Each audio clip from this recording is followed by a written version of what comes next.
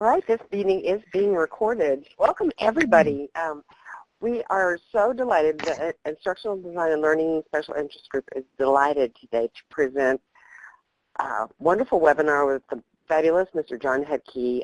Today we're going to learn what he would have liked to have known when he started out. I want to give a quick commercial for John. He is the award-winning author of 27 books with several already in the works for the rest of us next time. John owns Double Tall Consulting, which is a company that offers writing and business consulting. I want to let everybody know that I got a chance to preview these slides, and there's some really good stuff coming our way. And this is no baloney from John. He not only talks the talk, but he also walks the walk. If you know him, you know that he is generous and that he is smart and he is funny. And we are just delighted to have him as our speaker today. So everybody, welcome John. I want to point out before we start the webinar, you can actually applaud.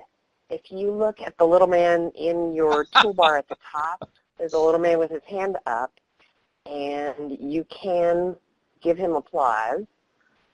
Oh my with goodness. One of the buttons there. We can laugh. Yep, there you go. Lucky found the button. We can laugh. We can tell him to speak louder. We can ask that he speaks louder. We can ask that he speeds up or slows down. So everybody, even though most of us don't have the ability to talk to John, we can definitely communicate through the chat window. We can also communicate with those little status changes. So without further ado, I would love to welcome Mr. John Hedtke. Thank you. I'm blushing. That was very nice. Thank you. Let's see. Early stuff. I will try to notice questions, but I cannot see all of the attendees lists simultaneously and at the same time. So if I don't know, if you've got your hand up and I don't notice it, probably ping me in the chat window or something, and we'll try and get there. But I will be answering questions at the end of it anyway, so if you feel comfortable hanging on, hang on, and we can get there. Gosh, I think that's probably about it. I've had a whole pot of coffee and I'm ready to go. So this is a presentation called What I Would Have Liked to Know When I Started Out. And this came about, just as a bit of background, in 2013 when the esteemed Leah Gurn was the guest editor for Intercom, and she asked me to write this article. And I ended up writing a draft with about 10 things in it. And then I kind of bounced it off of her, and she said, no, I'd like more of this format. And I ended up working with somebody who was a writer that I worked with at that company at that time, who's a kind of young in the biz. And so she kept saying, well, what about this? You've mentioned that, and so we started filling it in, and it changed completely ultimately, and almost doubled in size as well. So I did this as a presentation for the Portland, Oregon chapter, and I like this. This feels like the wisdom of the distilled wisdom of the ancients, hand distilled by me. So onward. First things first. Oops. First things first. You're getting the mouse over the darn button. There we go. First things first. What we're going to talk about. When I started out, I had no training. I mean no training as a technical communicator. My first job as a technical writer was in 1982 when I was actually still a developer. And then my first official job as a technical writer, which is what it said on my business cards, was in 1984. And that was way back when, in the days when men were men and women were women and cars were cars and 640K and dual floppy disk drives were good enough for anybody. And I was really smart, and I learned some things fast, and I did pretty well, and I've generally had a great time in this job, but there was a ton I didn't know that I really wish that I had known at the time in all kinds of venues. Being a good technical communicator is a lot more than knowing how to write a good sentence and use a word processor. And so I would have benefited strongly from someone sitting me down and say, here are things you should know, and they'll save you time, money, and pain if you learn them now. And so I'm going to give you a summary of the things that I have learned that I wish I'd known at the time. And I am going to pass all of this stuff on to you. All of these things are true. And I guarantee you that all of these things apply to you personally, right where you're sitting now. I'm going to be doing this in 4 groups, and they're going to address different aspects of your life and your career. Who are you? Career development, people skills, and then what I call the really important stuff. So, who are you? These are the things that are important for knowing yourself and growing as a person. There we go. Scrolling. Oh, darn it. Mouse got off. There we are. First, figure out what you want. Something that I'm fond of quoting in any number of my books when I'm talking about project planning and project management actually has a much broader range, and that is a thing that I have dubbed Mageed's Law, and it is named after Paul Mageed, who is one of the Flying Karamazov brothers, who I know. And he said this 35 years ago in their Broadway show, and that is this: it doesn't matter how you get there if you don't know where you're going. Everybody write that down. You need to figure out what you want, because if you don't know, you're going to end up thrashing. It'll be like a speed limit or a detour sign on life, where you get on the highway of life, you're driving by and it says detour, lose 20 years. I know. So first things first, talk to a life coach or a mentor or a therapist, because knowing yourself lets you grow into the person that you want to become and not into somebody else's idea of what you should become. You don't want to become another stuffed shirt just because you have some stuffed shirt giving you advice. Do the homework to identify what you want with a life coach or a mentor or a therapist, and work with them and figure out what do you really want. Because if you're, there is probably no greater tragedy in life than to spend all of your life leading somebody else's life and not doing the things that you actually wanted. As part of this, figure out what matters to you in a job. And I am not talking about the big, profound things, like, do you want to be a technical communicator? Do you want to do this? No, I'm actually talking about the little tiny things. And here are some examples, and there may be smirking going on, but I promise this is actually the really important stuff for a lot of it. Are you a morning or a night person? Do you mind a long commute? Do you want to pay for your own parking? Are you willing to work extra hours or odd schedules? Do you need good coffee there? As you can see from the logo for Double Talk Consulting, good coffee, vitally important. Yeah. Is the ability to telecommute important? And all of these things are going to sound rather trivial, but as you're going to stop smirking as soon as you start adding some of these up and go, yeah, I really hate commuting. It's like if I have to do another 45-minute commute, I am going to scream. But when you start adding up these things and things like them, you're going to discover that your little personal preferences will actually make some of the biggest differences when it comes to measuring your job satisfaction. Also, figure out if you prefer working captive or freelance. You can do either or both, actually.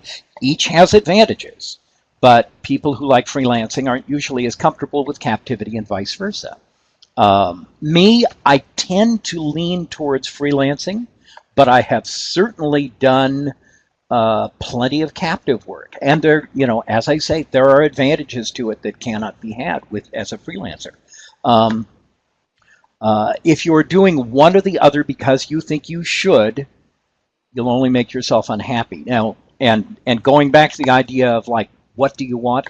When you start hearing the word should in your internal dialogue, look at it closely. In fact, there may be a valid reason for the should, but if you're just trying to beat yourself into submission with somebody else's script, that's where the shoulds are going to come in that you should get rid of. Try working both ways. Try working captive, try working freelance, see how each feels, go with what you like, and there is no reason, as I say, you can't do both. Next, if you like something, do it. God, that sounds simple, doesn't it? You know, that old saw about do what you love and the money will follow. This is true. Now, even if you're not making as much money as you might if you did something else, you're doing what you love. And in some cases, working for the money will be something that you really don't want to do. And I can give you a personal example.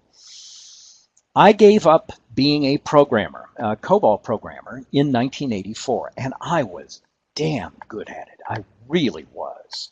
I had a chance to do like 2-3 hours of COBOL coding in 1987 when I was on a writing gig, and they used stuff, and I was able to identify a couple of things at that point.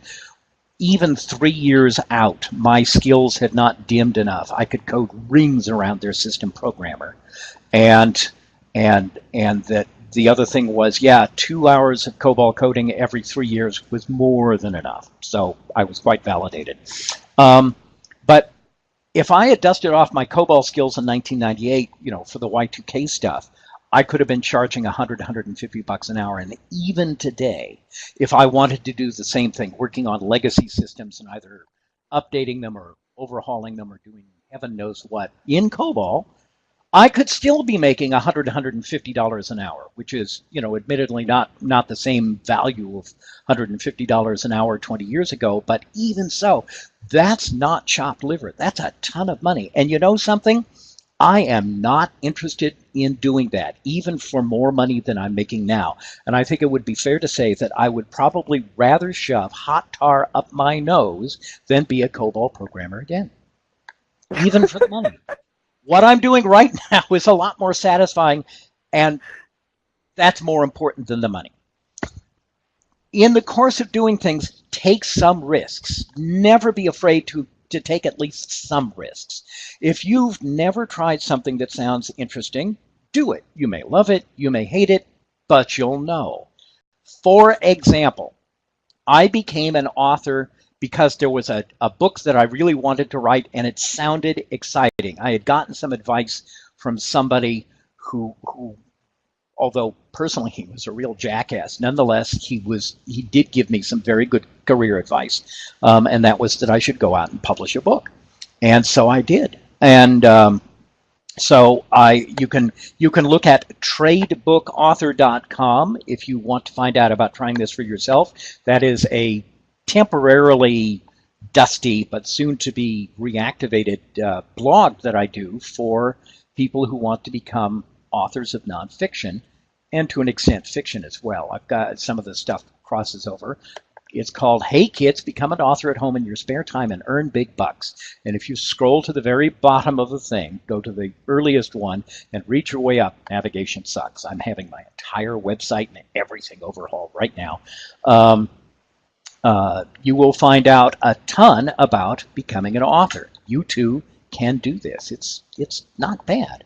And I have published 27 books, and which sounds cool. And I am now capable of committing the perfect crime because I no longer have any fingerprints.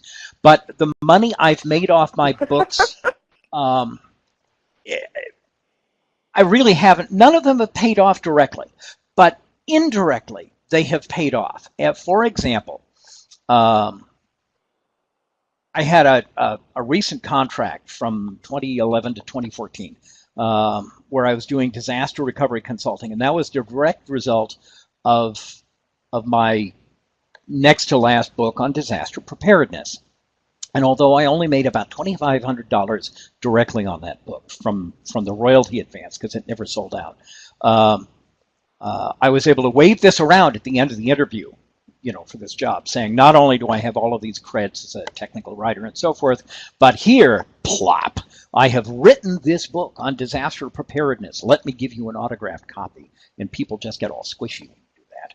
And so I got the gig, and I made $175,000 off of that. And that's not chopped liver. All of this was indirectly from taking that risk years ago to write my first book. And finally, in the course of this, don't be afraid to fail. Hand in glove, you're out there on the ledge, you don't have a net probably, there is the chance of failure.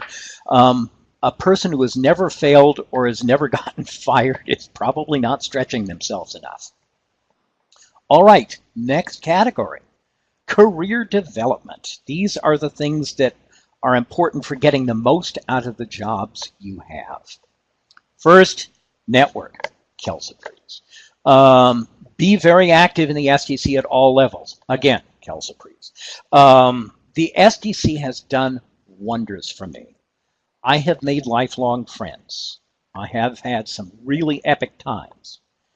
And this is an important statement, I have made $1 million that I would not have made otherwise by being a member of the STC.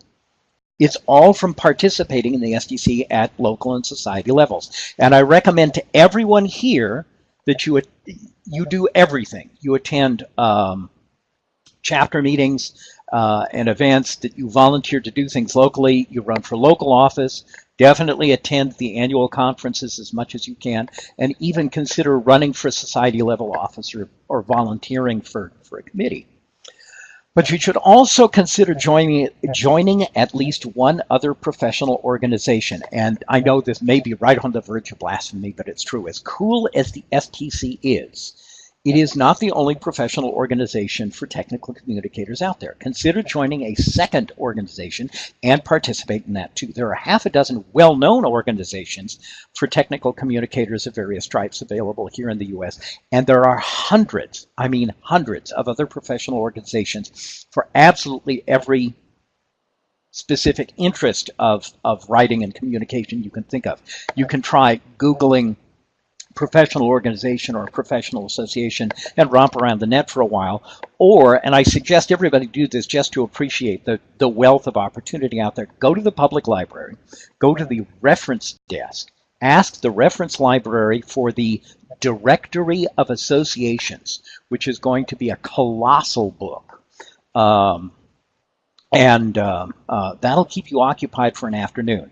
I would also suggest that you look at professional organizations that are not specifically related to technical communication, like the Rotary or the local Chamber of Commerce, which will give you a good cross-section of business, and it will expose you to other people and businesses than the ones you might get to in a more focused group. Moreover, if you're the only technical communicator in a group, and you go off, say, and do a presentation on the basics of TC and what a tech writer can do for you, or why you need good documentation or something, and you don't have any other technical writers there, all of these people will look at you and go, I've been thinking about doing something like that. Why don't you come give me a bid? And you go, oh my, yes, of course.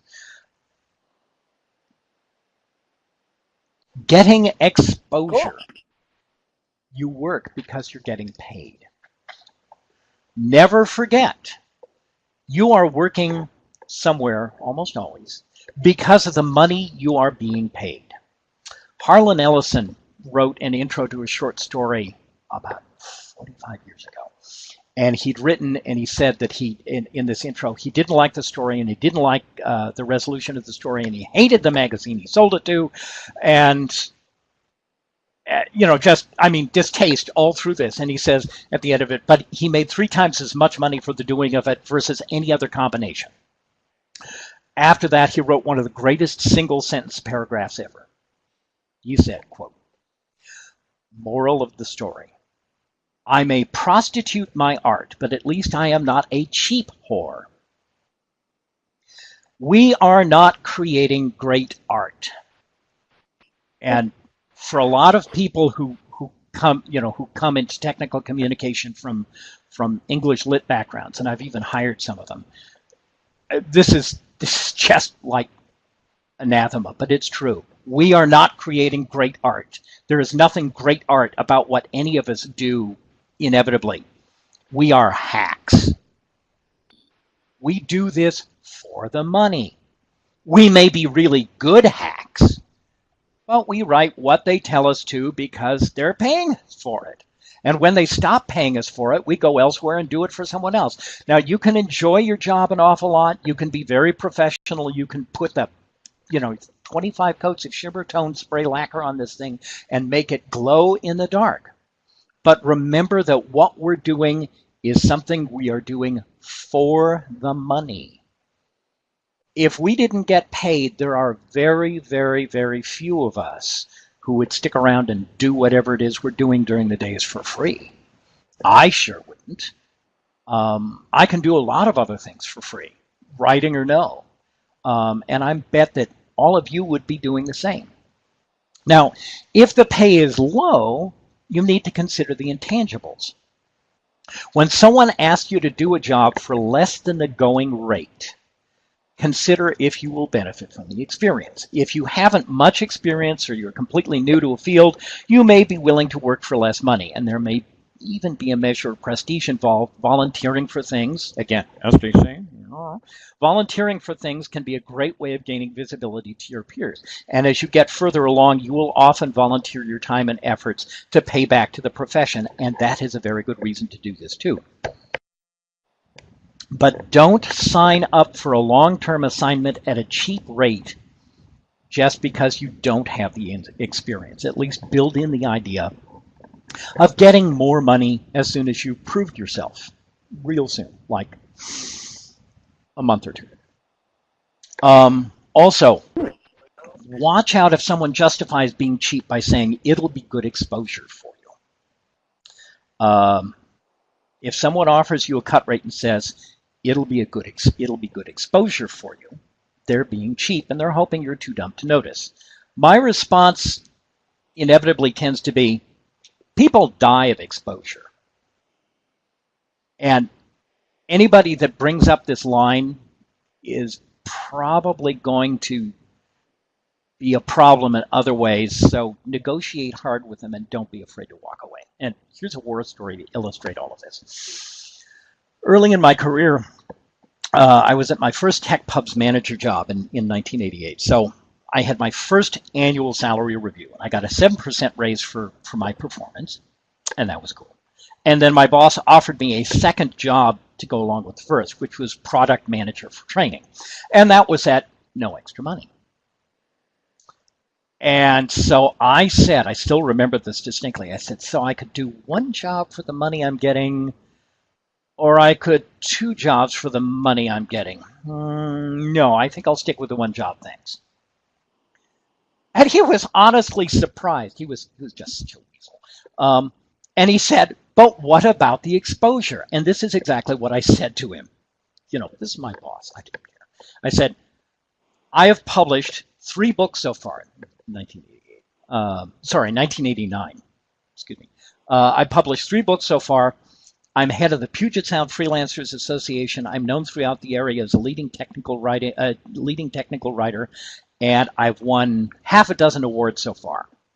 I've got exposure coming out my ass. Give me the money. And he blinked. He was like completely surprised that I would, it's like that I guess I wasn't going to fall for this. So he said, well, I'll have to talk to the president of the company, and I felt like, wait a minute, I've been wasting my time here like you're some goddamn used car salesman or something like that. You can't make a deal without approving with the boss. So he goes and he talks to the president, and the next day he comes back and they coughed up another 7% raise for me to take the additional job. And at that point I did. But kind of on the flip side, sometimes you just have to do what's available.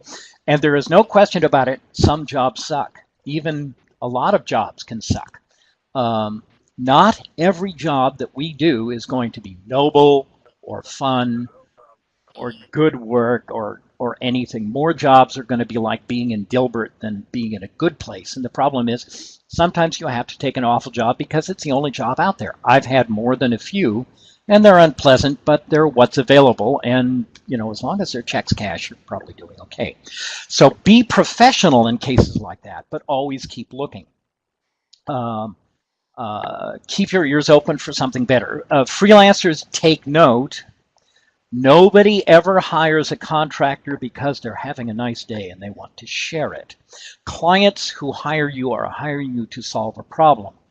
And the problem usually has an underlying cause that can occasionally be very, very unpleasant. So grit your teeth, keep your perspective, and remember that the client is not hiring you to be their therapist and probably wouldn't want you to solve their underlying problems even so. You're hired to do a job with a specific scope and purpose. Do it as best you can and be ready to go elsewhere when a better job appears. Jerry Weinberg, one of my favorite authors in this general field, in his classic book, The Secrets of Consulting, which I recommend to absolutely everybody, regardless of the nature of your work, wrote about a consultant he knew, and she told him that she had at the end of a contract, she always had this kind of closing out fantasy of hers, where she was dressed up like the Lone Ranger, and she was on this incredible silver horse, and she reared the horse, in the sunset was silhouetted on it, and that all of the people in the town, at the old company were kind of looking up and thinking and saying, who was that masked woman anyway? And she said that it always made her feel good, but she was also careful to remember that this was her fantasy, not theirs. Always, in kind of along a line like that, always be looking for your next job. Start looking for your next job the day you start your current job, by which I mean you need to start thinking, well, this job looks good, and I might even be here for 5 years, but it's like, what am I going to do after this? What am I likely to get out of this, and so forth. And this will certainly change as the job goes along. You need to understand the basics of tech comm, of course, and have a good grounding in fundamentals, but after that you can start branching out. Now, you should not leap out the door at a moment's notice, but be open to the possibilities. And as I say, think about what you'd like to do next. If you are a writer, consider being a trainer, or a project lead, or a tech pubs manager, or a business analyst, or a usability specialist, or dozens of other things. Your skill set as a technical communicator is 95% of the skills for most other writing, analysis, and consulting jobs. And the only difference is how you package those skills. There really is an almost complete overlap between being a technical communicator, being a consultant, being a business analyst, and lots and lots of other things. And as one additional note, cultivate agencies and recruiters. I have known some recruiters for over 30 years, and so I can always phone them up and say, have you got a job for me, or have you got a job for somebody else I know who I'm trying to help out.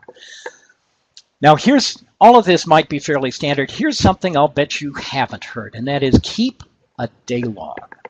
This is rather like a job diary. Day logs are really, really private. Don't even volunteer that you're doing this to anybody.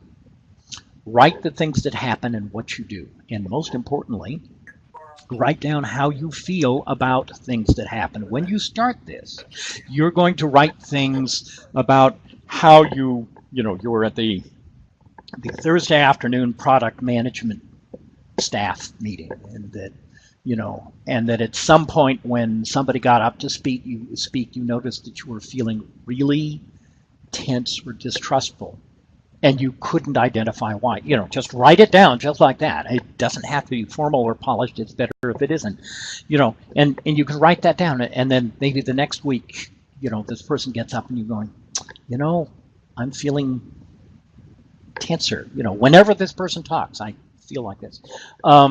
And then 3 weeks later, you discover that something was going on. And then it begins to make sense. Your tummy was warning you based on nonverbal cues. As part of this, you should build a vocabulary of emotional concepts. Keeping a day log lets you do this, and you can use that to analyze your feelings in later job situations or later jobs. So you can be alert for things coming at you. This will probably be something like, this feels like the time when I got overruled on the which versus that style. And this won't make any sense to anyone else, but you'll know exactly what that feeling is, even if why it's coming up right now makes no sense at the time. Again, with time, you will likely understand what was triggering that one feeling. Record everything that you do and everything you complete. And this is excellent material at salary time.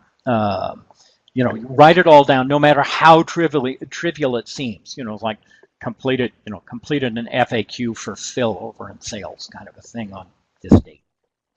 Always date this stuff.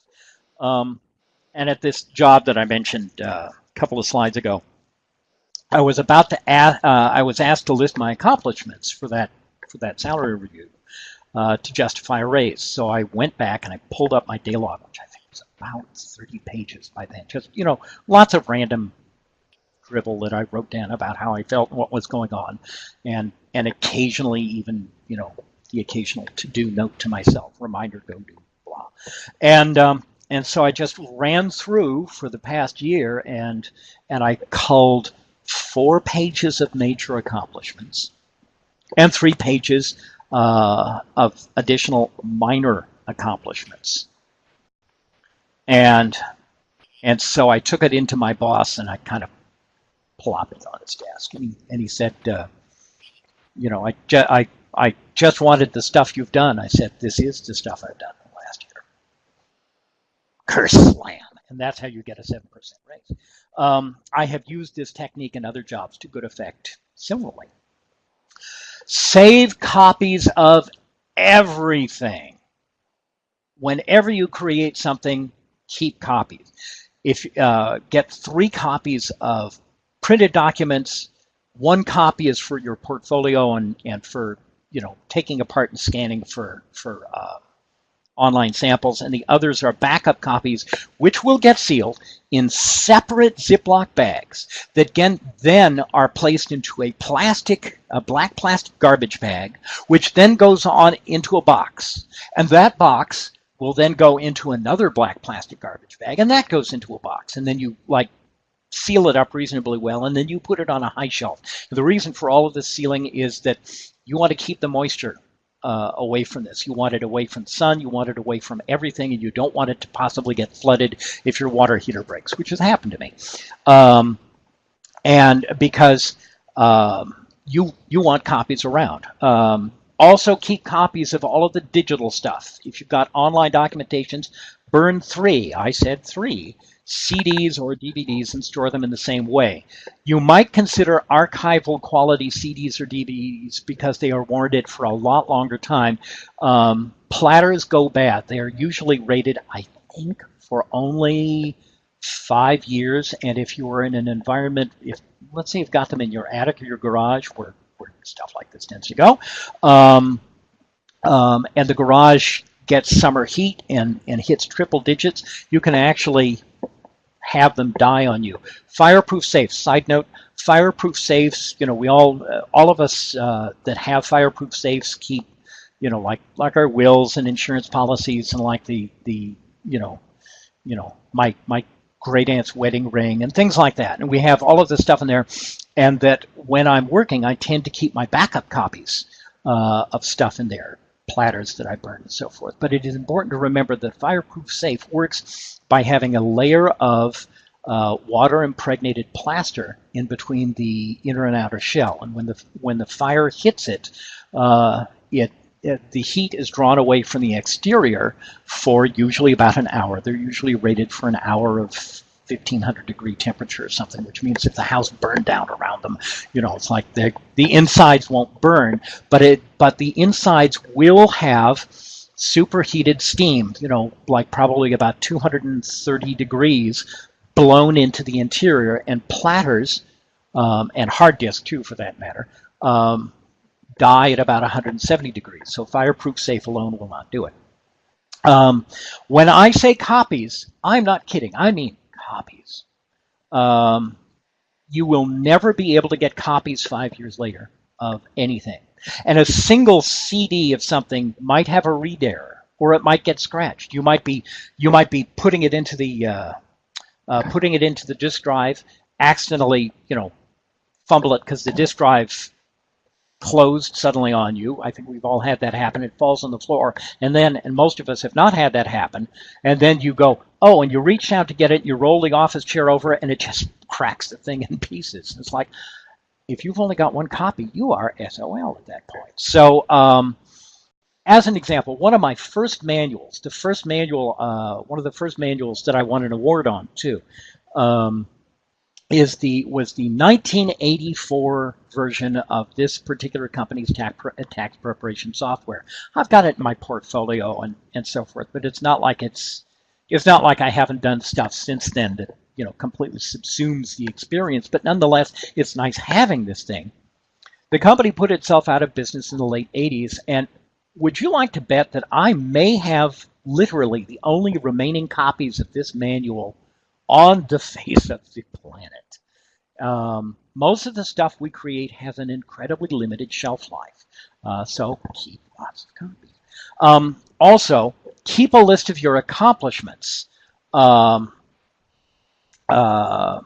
Keep a list of everything you've done. This is not quite the day log, but keep a list of everything you've done.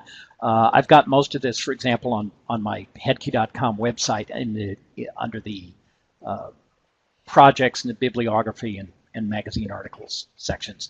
But every project or job you've had, the person you worked for, every article you published, every conference you attended, and every presentation you made. You use your copies and histories for building portfolios and resumes, online sample files, personal websites, and some places will ask for a chronological work history. And because I've done so much freelance work, I am close to, I think it's like 180 some clients at this point over the last 30 plus years. And then, all of the magazine articles, all of the bibliography, things like that. And so I can go, here's my chrono work history.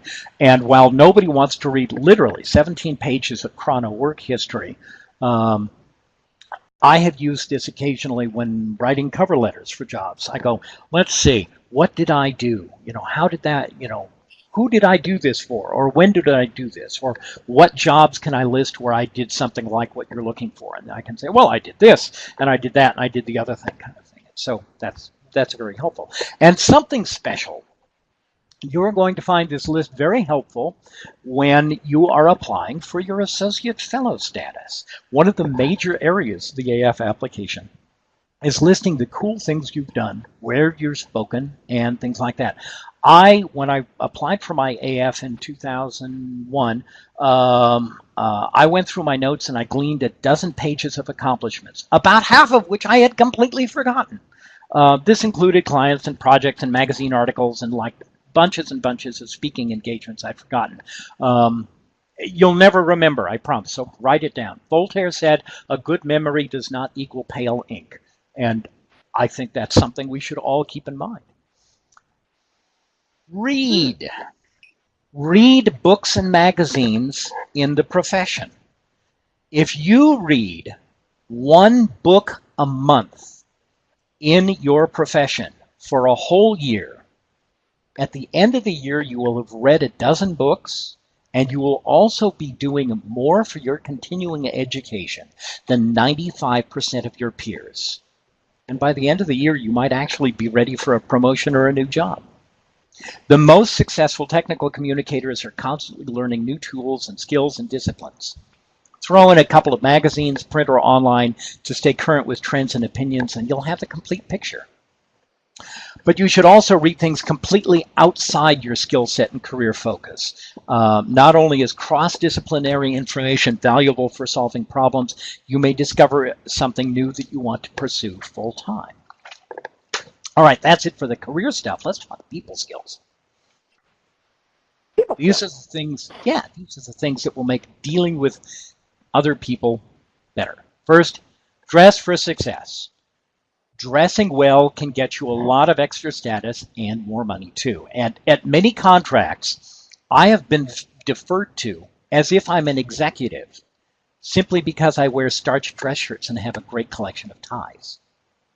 For men who may not be used to dressing snappy, and many of us aren't in this profession, interestingly. Costco actually has excellent 100% cotton men's dress shirts for maybe like $18 each, which is dirt cheap for a decent dress shirt. It is a game of symbols. It is okay to dress casually when you're working at home. Right now, I am wearing blue jeans and the rainbow suspenders that I like to wear. Not only do I like the color, but they keep my pants up. I'm one of those guys who, if he turned sideways and stuck out his tongue, he'd look like a zipper. And there is just nothing that I can do about my physique except maybe like butt cheek implants or something like that. Pants just fall off me. So suspenders work really nice.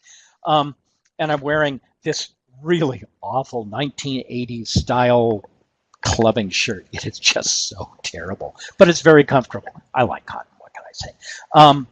But dressing up for your client or your employer validates that you are worth whatever it is that you're paying you, and even more, particularly if it's a casual office. If you're having trouble to justify this to yourself, think of it, as I say, as a game of symbols. You are sneaking in past their conscious defenses with the symbols of what you're wearing, or to put it perhaps a better way, the force gives me power over the untrained mind. Learn to be an extrovert. Lots and lots of technical communicators are introverts, and this is a field that goes well with introversion. Being alone, not interacting with people for hours, and all sorts of other things. You probably heard the one about how you tell an extroverted technical communicator they look at your shoes when they're talking to you.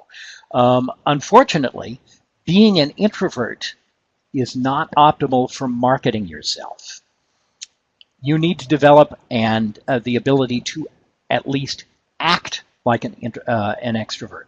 And now, this is not something that comes naturally to a lot of introverts, but it's good to be able to schmooze people. One of my favorite people in the STC is an introvert.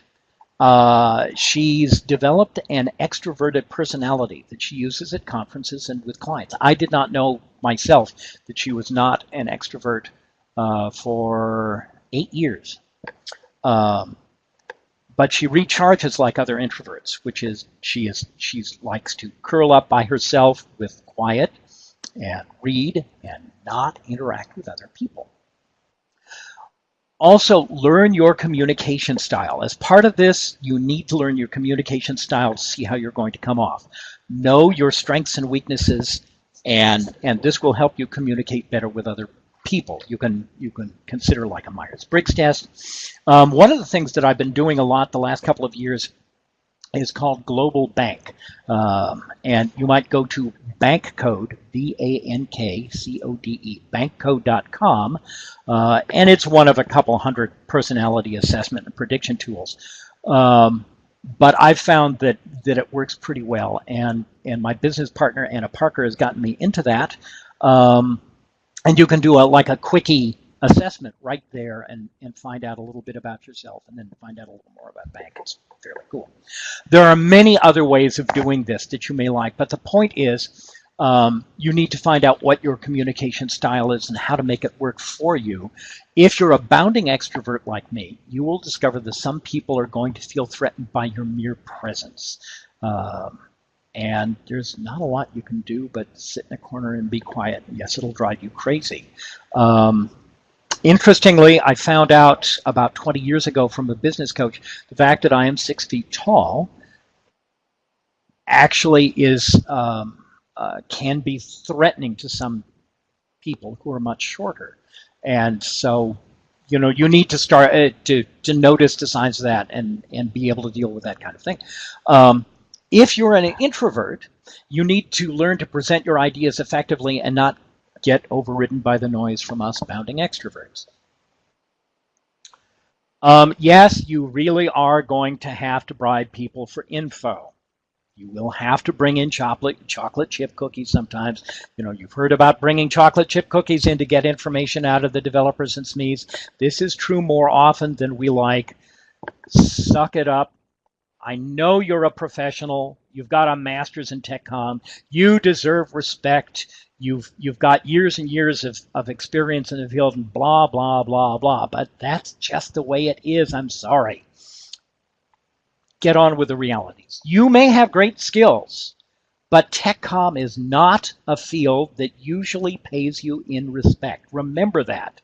If you went into this job thinking that you were going to be getting respect for your skills, you made a bad career choice. You need to readjust your desires and figure out how to get the respect that you're desiring from somewhere else, because it is not a coin that is usually paid out here, and you can starve waiting for it. Some people are going to cheat. They're the bad ones. There are not two kinds of people in the world. There are three. There are people who play fair. There are people who don't play fair, but they don't hide it. And then there are people who cheat. They pretend to play fair, but they don't. And they're the bad ones. They get you to trust them, and you'll then discover at some point you've been shafted. You have to go through the mill a few times before you develop radar for this type of person, and I guarantee you it's not going to be fun. So trust your tummy. If it feels tight for any reason at all, believe it. You may not know why. You probably won't know why at the time. But your tummy's going to be right, even if you don't want to believe what it's telling you. Also, use your day log. Your day log can help you identify what's happening in this kind of situation. It's like, as I was suggesting earlier, as you're writing down, I'm feeling kind of tense about so-and-so when he got up to speak at the meeting, and like that. And if you notice that there is tension happening, it is very likely that you're picking up nonverbal cues of some kind. And there's some fascinating neurology that goes on as part of this. I might suggest Dr. Deborah Tannen's "You Just Don't Understand" as an excellent book for learning a little more about this if you're interested, and also The Gentle Art of Verbal Self-Defense. Both of these will tell you a lot about this kind of behavior and picking up on some of this stuff, and communication styles as well, for that matter. All right, now we get to the really important stuff.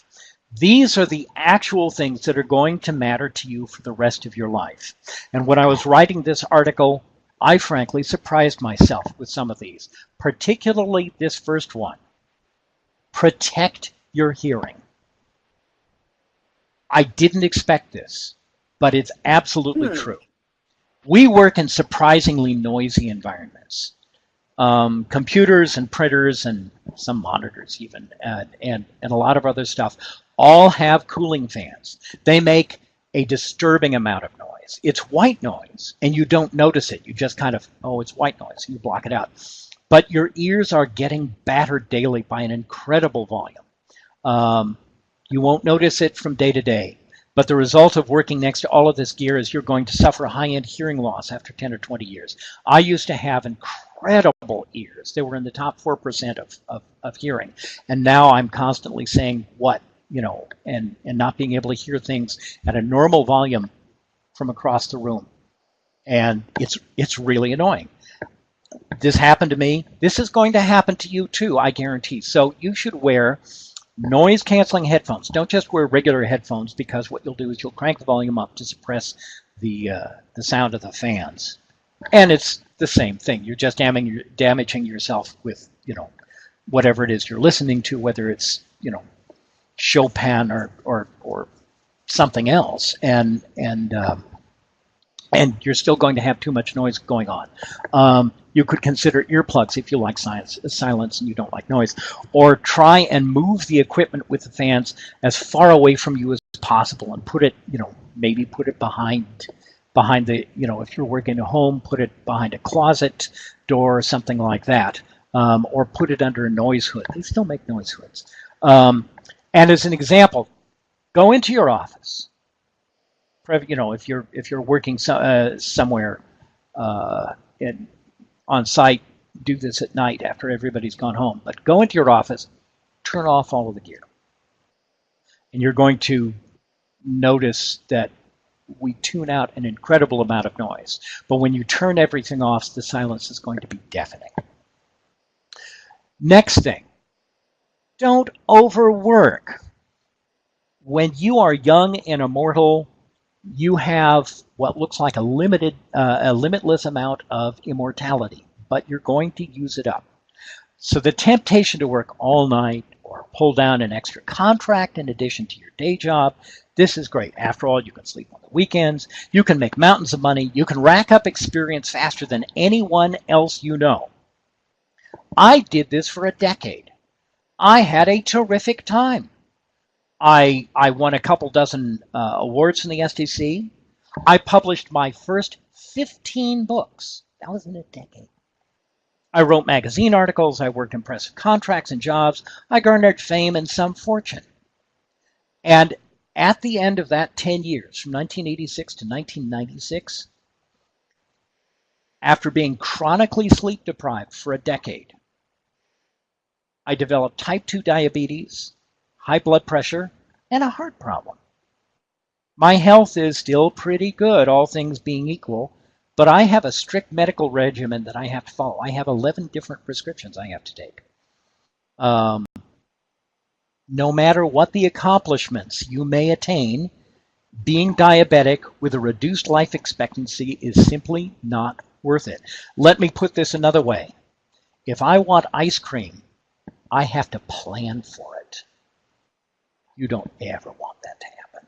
So get enough sleep, get enough exercise, do not smoke. I just cannot tell you this firmly enough. Get 8 hours of sleep a night, eat reasonably well, exercise even if it's just taking a 20-minute walk every day, watch your weight, don't smoke. You're going to feel a whole lot better and you're going to have a much longer life expectancy than I do. Keep in touch with everyone you've liked. Life is best when you have lots and lots of old friends.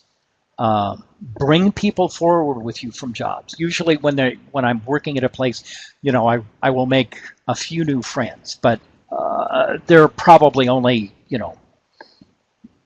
3 or 4 people really that they're quality enough, if you will, to bring forward as like real friends. And there will be business contacts. Certainly keep in touch with them too, and people that you enjoyed working with, and that's good too. As a side note, right now there is a job that I am up for consideration on that I dearly want. It would be just such a step forward for me, and I would love this. Apart from the fact that it would be like probably about a 60 grand raise, and I could not argue with that. Moreover, this job is going to be fun, and I got wind of this because a writer that I had on a job 21 years ago, who I've kept in casual touch with, she's wonderful, pinged me a couple of months ago and said, the old director is retiring at the beginning of June, and I'd really like to work for you again. Well, damn, that's flattering. And I enjoyed her terrifically as an employee. And it turns out that a lot of people from the place that I had hired her are working at this company as well. So they have the world's slowest interviewing process, but they assure me I'm still under consideration for this. Fine. And I'd really like to go off and be a director of TechCom. Let me tell you, that could be great fun. But I got this because I had somebody that I'd kept in touch with from a job 21 years ago. Social media, of course, makes this a whole lot easier than it used to be. LinkedIn has just been purchased or is about to be purchased by Microsoft. I have no idea what effect that is going to have on it, but it's still a reasonable tool for everything that you'd want to do. And as part of this, you can end up marketing into this, even if it's only to extend your own brand as the be-all and end-all of technical communication. You can end up with a terrifically large fan base as well. But be prepared to lose some people along the way because you're not going to be able to hold on to everyone, and you may outgrow some people. God knows that happens. But don't dump someone because they're kind of inconvenient right at the moment if you actually like them. If your work life is so busy that you don't have time for some people, tell them that as graciously as you can. If they're friends, they will understand, and you can check in with them and pick up later. But don't dump them because it's more convenient right then. You'll regret this. I still regret having done this to somebody years and years ago, and it's like, and it still pains me. So, next, be optimistic. Ask the right question. I am an optimist, as you probably noticed. I am an optimist of the, wow, my glass is 1/32 full type. I find opportunities where other people don't. And most of this is related to asking the right question. And I'll give you the key to this here and now. For example, when you say, I need to buy a new car, but I don't have enough money, you have painted a complete picture of reality. And unfortunately, there is no room for change. You've said, A, I need to buy a new car, but obstacle, B, I don't have enough money. Period. End of sentence. You might as well die right there. Change the but to an and. And so you're saying, I need to buy a new car, and I don't have enough money. And then you're including, you've changed this so your script includes both premises. So you're saying, I need to buy a new car, and I don't have enough money, which implies, therefore, I need to go find some other way of doing this, or get more money, or figure out if I can borrow a car, all sorts of other things. You can bring other ideas into the mix at that point. And that's most of what being an optimist is about, is learning to do that automatically. Look for the serendipity in your life. Give the magic a chance to happen. Also, don't be right, be happy. How many people do we know who are just insisting on being right? How many of us have a tendency to be jerks and try to be right about things? Little things. No, the comma should go there. Big things. Political opinions, God knows what, all sorts of things. But if we're busy being right, we are probably not going to be happy. And if we're busy being right, we are definitely going to alienate people and frequently be gloriously wrong on top of it. People who are right all the time are noted for not having a sense of humor about themselves. And this is not the kind of person you ever want to be. Being happy is always much better. All these tips boil down to one basic idea. It is always about fun and bucks. Everything in life is always going to be some combination of fun and bucks. There's fun and or bucks in pretty much everything. I cannot think of anything that we are likely to be doing that does not probably have fun or bucks in it. If you're having a tough time, and think of, how can I express this in terms of fun or bucks? You may have a job that you're hanging on to right now, and the job just sucks canal water, but you're doing it because you're getting paid and you don't have anything else, and you're figuring, okay, I'm sticking it out long if I have to, kind of thing. If there is none of either, you may well be in the wrong place doing the wrong thing, and do what you can to get out of there. Yeah, some things in life are truly, truly, truly horrible, and there will be no fun. There will be no bucks, and you just have to grind through them. But at least you can be aware that that's what it is.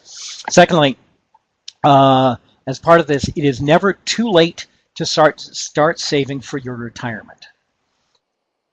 Everybody should go get a copy of The Richest Man in Babylon.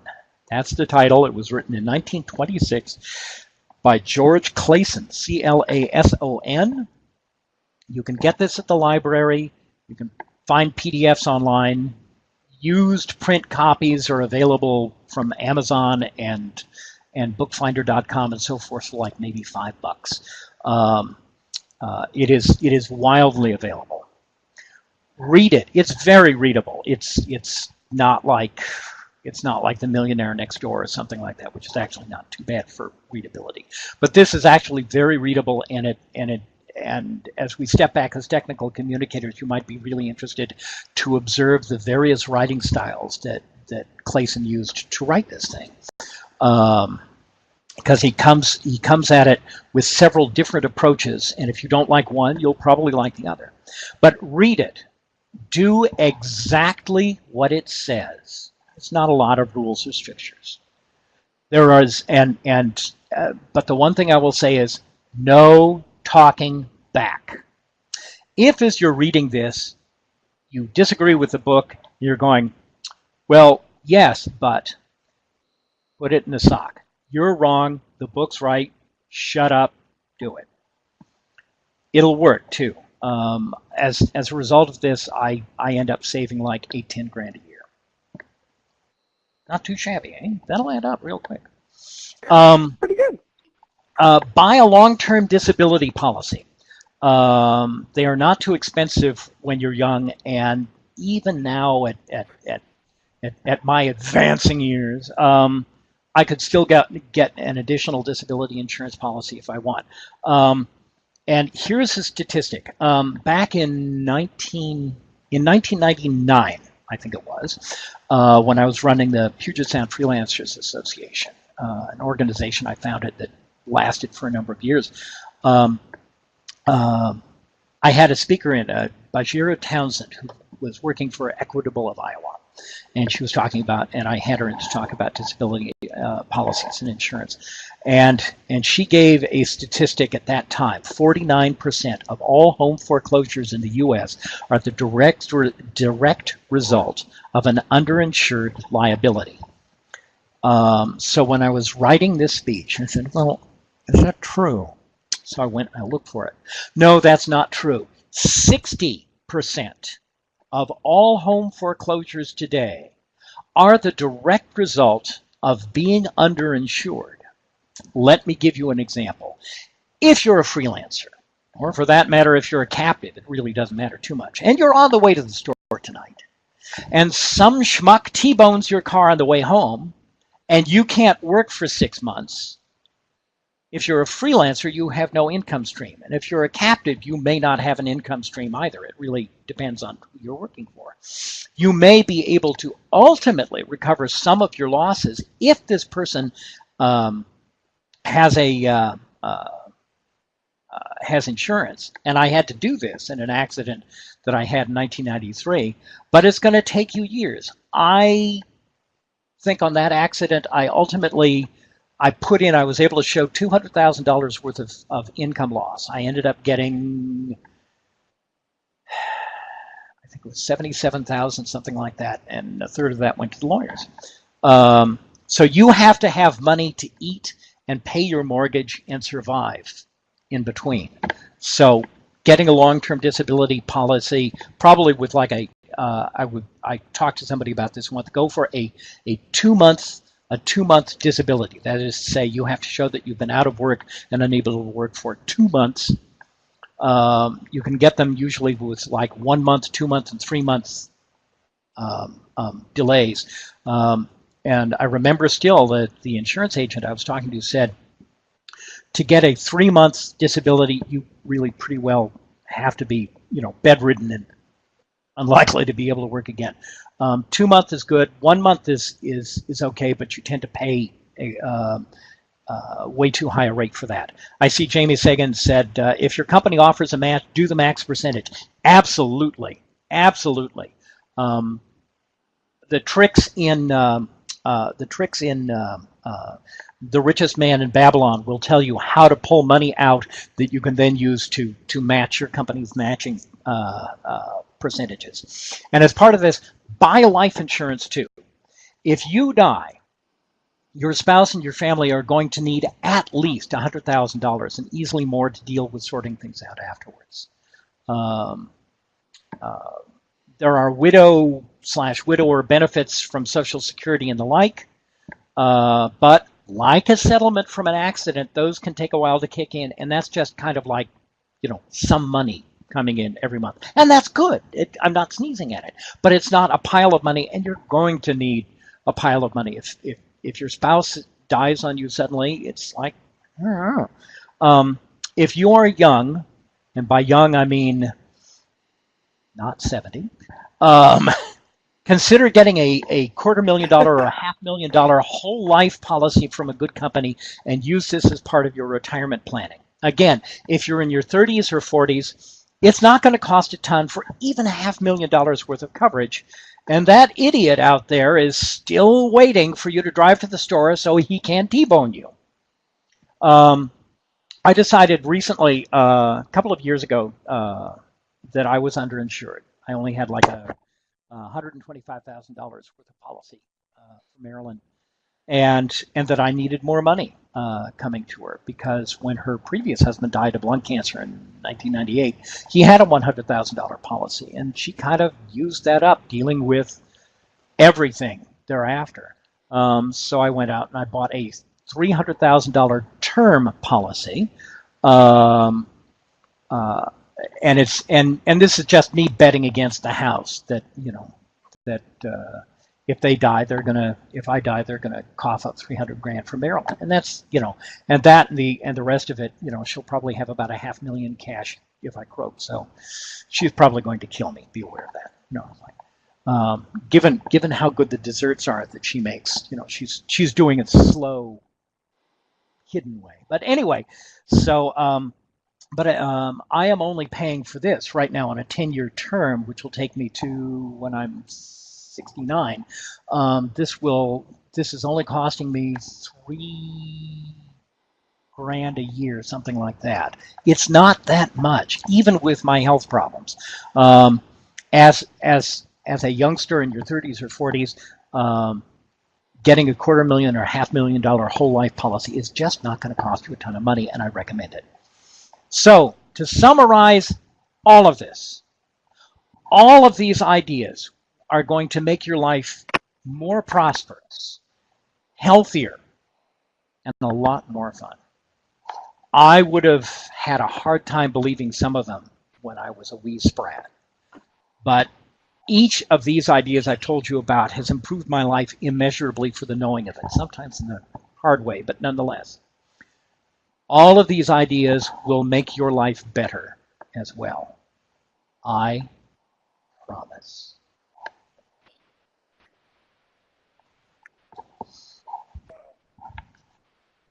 Are there any questions? Thank you, by the way. It's kind of nice. I like Yeah, it's time for applause. Everybody, please press the button and give John some applause there. It's like, yes, show me the love. All right. There you go. All right. So, but are there questions? Because I would be delighted to answer questions. And I see Lucky is typing something. Thank you, Jamie. I like doing this presentation. I really do. Yeah, this is great. The part about making copies of everything surprised me. Can you elaborate on that need a bit more? Well, I'm not entirely sure. Yes, give me a little more direction. It seemed like a lot. What? Keeping 3 copies of everything seemed like a lot? Yes.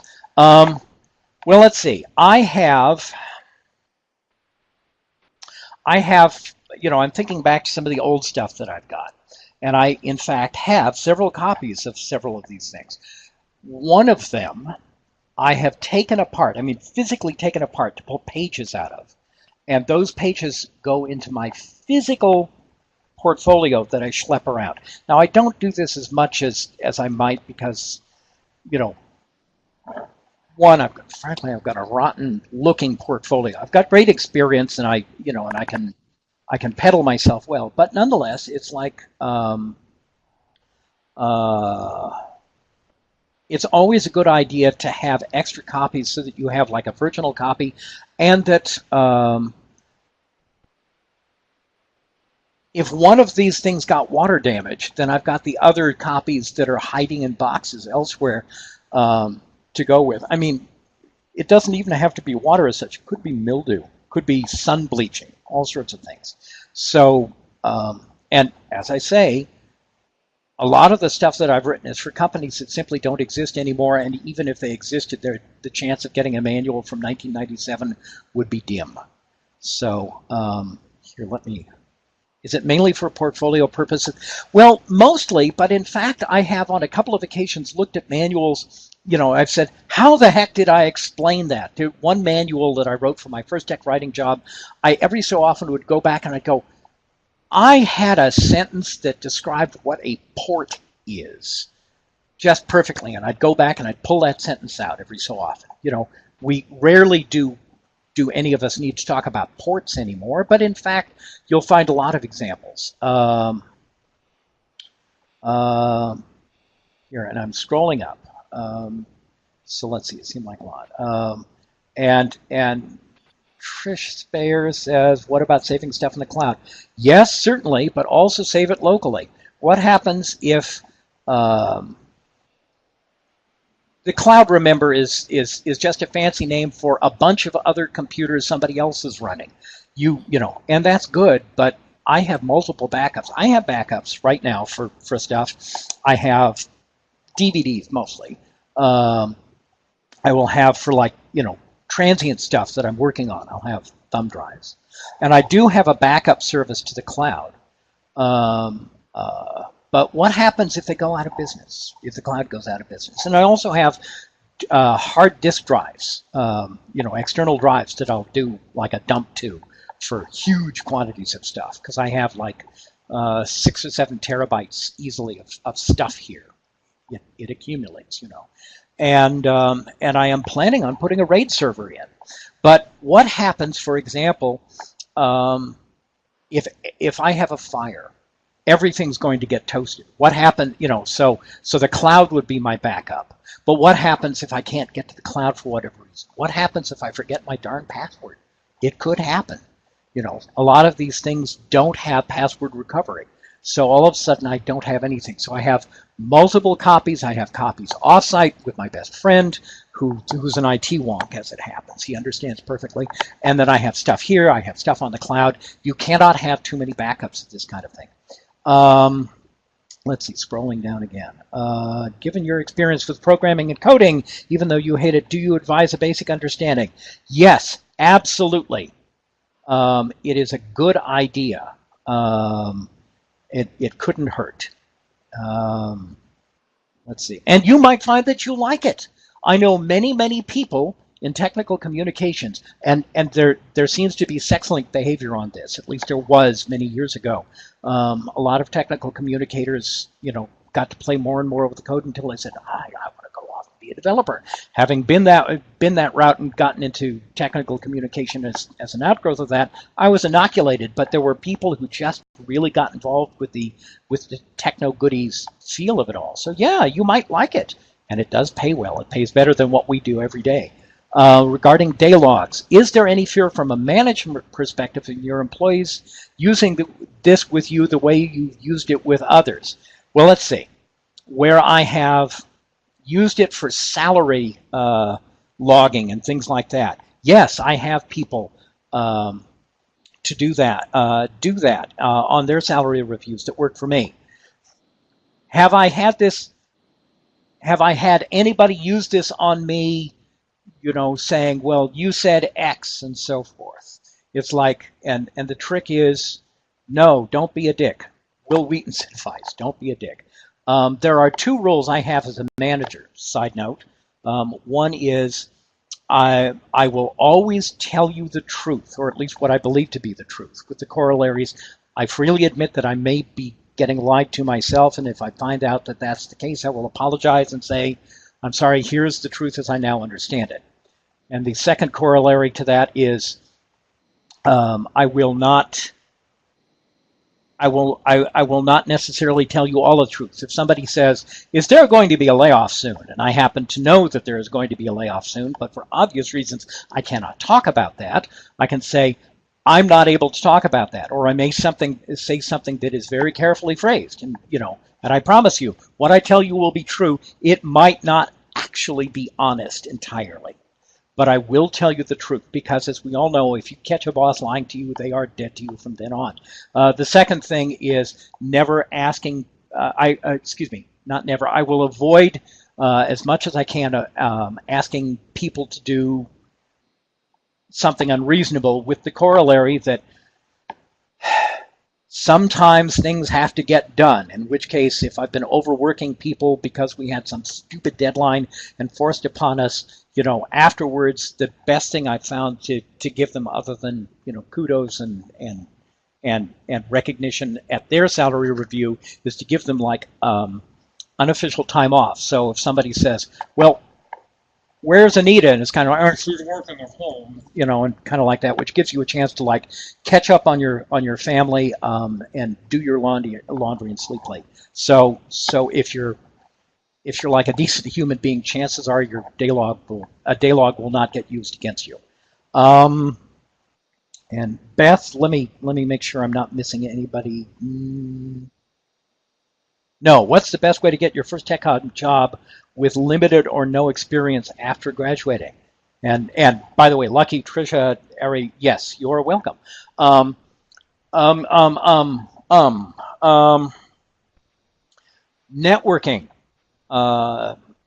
Networking is really good. Internships while you're working on the gig are very good. God, somebody said something a couple of weeks ago about, they said, I read 50 Shades of Grey and I find it completely unbelievable. Imagine getting a job right out of college after you graduate. So, it's like, yes, I would say that the time to be looking for a job after you graduate is a year, maybe two, before you graduate, so that you start preparing your job opportunities before then. Start hanging out with people who might employ you. Get to know them.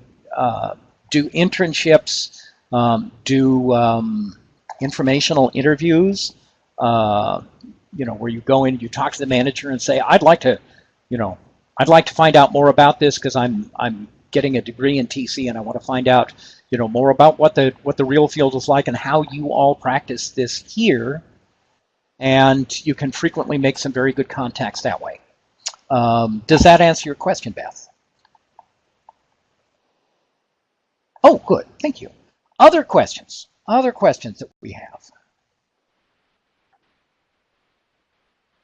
No. You can always email me. Right now, I want to emphasize my response time is going to be rotten because I've had a complete system crash and I am trying to recover and doing lots and lots of other things, and I will be on vacation in July. So, be persistent. Pester me if you don't hear back from me. Feel free to be persistent and email me like once a week or something or other, and just get up my nose and say, I heard you at this presentation and I have a question, damn it. So yes, and I see Teresa is typing something. We're all looking at you, Teresa. The suspense is crazy. Oh yeah.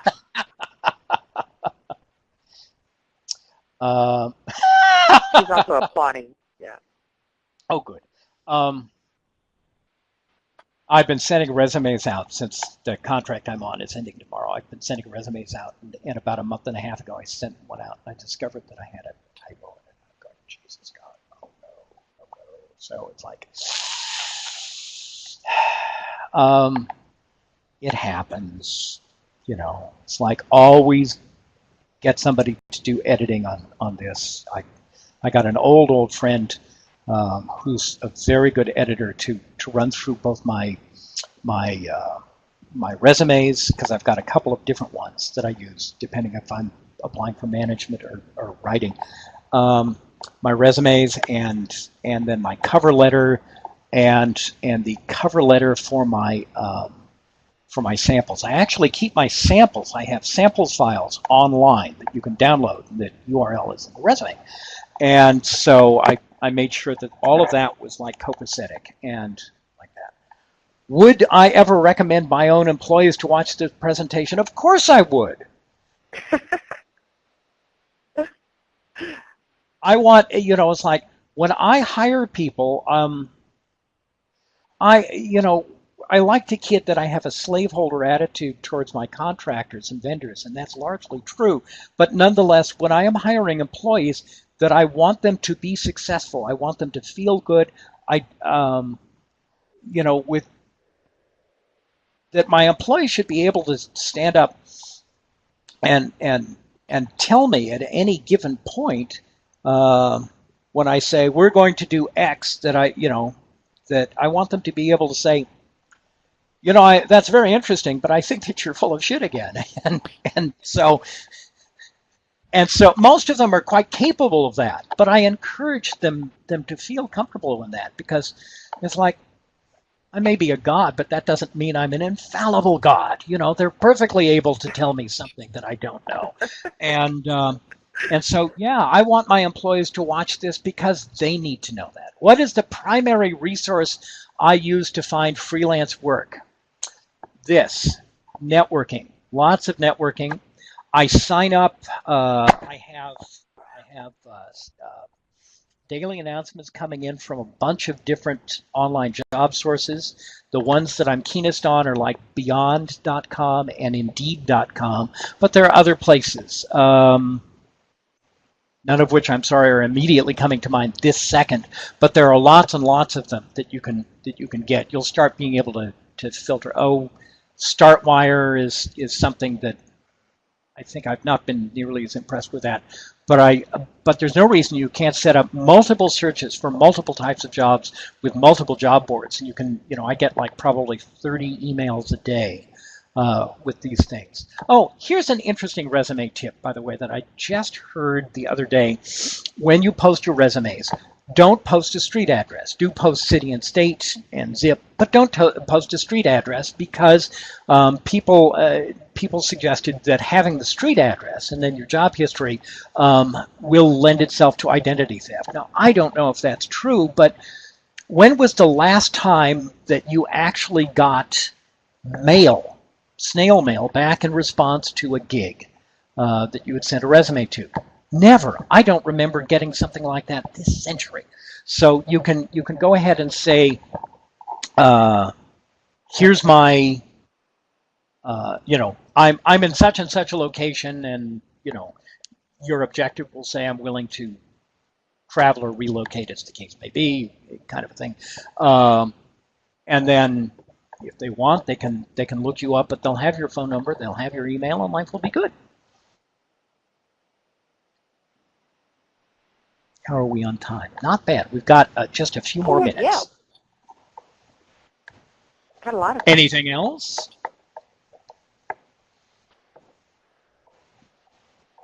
Distilled wisdom of the ancients, going cheap. I have a question. Will you come back and give us another chat at another time? That would be awesome. Sure. I can talk about all sorts of things. People might like, for example, the one that I've been fond of, which is captive versus freelance, making an informed decision. Thank you, Anne. I have fun with this. You can tell. Mm-hmm. All right. Well, John, thank you so much. I'm going to go ahead and end the recording that way. Okay. Hang on. Beth is typing something. Can you? Oh, okay. Oh, no, it's just a compliment. Thank you. Not just a compliment. It was a compliment, and a well-deserved one, too, for sure. All right. Okay. I think we're clear on questions, but you can always ping me later, and we will, you can ask me personally. Thanks, Harry. I am pleased. So